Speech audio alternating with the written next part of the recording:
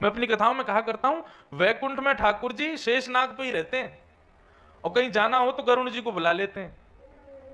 पैर नहीं रखते जमीन पे, और रखते भी हैं तो सोना चांदी की जूती पहने अपने चरणन में। ये बिना पादुकाओं वाला चरण तो केवल वृंदावन को प्राप्त है। जिस चरण की रज के लिए पूरा विश्व लालायित रहता है, जिन चरणों को केवल धोकर के ब्रह्मा जी ने कमंडल में भरा और पृथ्वी पर विसर्जित किया तो महादेव की जटाओं में होते हुए वही गंगा बन गई। सोचो, यहां जैसे आपकी काशी में, हरिद्वार, ऋषिकेश में गंगा है ना, वैसे हमारे वृंदावन में रज है। यहाँ गंगा स्नान का जितना फल है, हमारी ब्रज की रज को माथे से लगाने का उतना फल है। क्यों?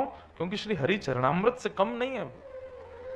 इसलिए ब्रज उपासकों को चाहिए, और चाहिए क्या, ब्रज उपासक लेते ही सबसे पहले रज का आश्रय है। हमारे वृंदावन में देखो, ब्रज उपासकों के माथे पर रज निश्चित दिखेगी।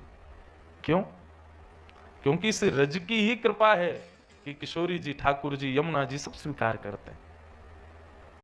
मैं अपनी कथाओं में कहा करता हूं, वैकुंठ में ठाकुर जी शेषनाग पे ही रहते हैं और कहीं जाना हो तो गरुण जी को बुला लेते हैं। पैर नहीं रखते जमीन पे, और रखते भी हैं तो सोना चांदी की जूती पहने अपने चरणन में। ये बिना पादुकाओं वाला चरण तो केवल वृंदावन को प्राप्त है। जिस चरण की रज के लिए पूरा विश्व लालायित रहता है, जिन चरणों को केवल धोकर के ब्रह्मा जी ने कमंडल में भरा और पृथ्वी पर विसर्जित किया तो महादेव की जटाओं में होते हुए वही गंगा बन गई। सोचो, यहां जैसे आपकी काशी में, हरिद्वार, ऋषिकेश में गंगा है ना, वैसे हमारे वृंदावन में रज है।